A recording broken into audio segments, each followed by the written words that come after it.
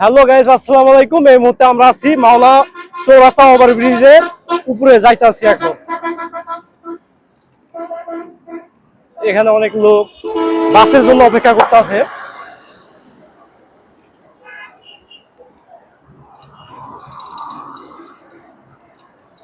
ও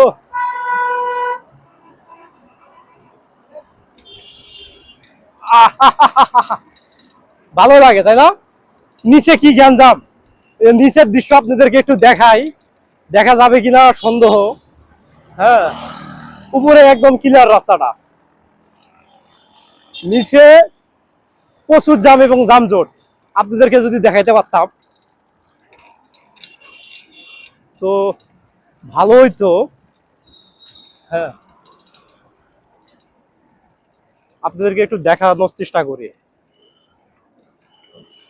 মাওনা চৌরাস্তার নিচে কত রকম জ্যাম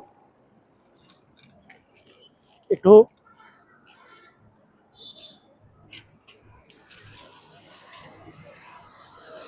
দেখার চেষ্টা করলাম। প্রচুর জ্যাম।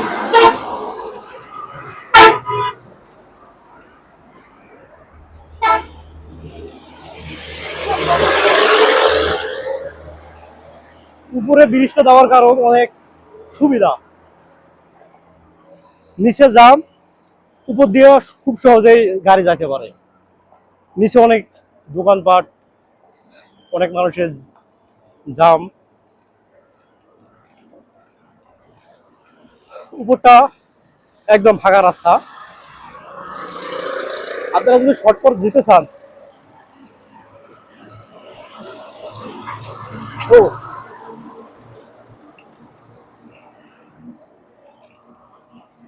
শর্টকাট যেতে চাইলে উপর দিয়ে আসবে।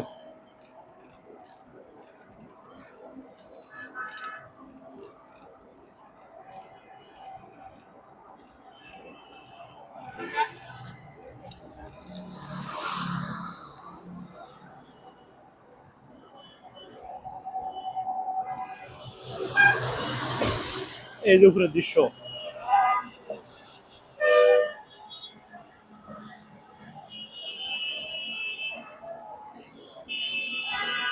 ও উপরের দৃশ্যে দেখতে পাচ্ছেন কি না সঠিক জানি না, তো যতটুকু সম্ভাবনা ততটুকু দেখাইলাম। ডাইরেক্ট দেখাইতে পারলাম না, তার কারণ আমাদের ক্যামেরা আমার বুকের মধ্যে বাঁধা, এই জন্য ক্যামেরা খুলে আপনাদেরকে দেখাইতে পারতাছি না। উপরটা একদম ক্লিয়ার। উপর দিয়ে সাইকেল চালাতে তোমার কেমন লাগে? হ্যাঁ, নিচ দিকে এরকম লাগে। মানুষ এবং অনেক দোকানপাট। এই দেখো, এখন কষ্ট করে উঠছি না, এখানে নামতে সেই পিডেল মারা লাগে না। এখন আমার সাইকেলের স্পিডে 11 স্পিডে আছে।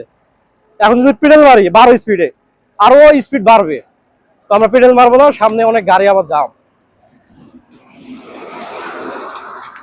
সামনে কোনটার মধ্যে যাই লাগাই দিয়ে আরেক ভেজাল, পেডেল মারা যাবে না। এই দেখো 14 স্পিডে উঠে গেছে।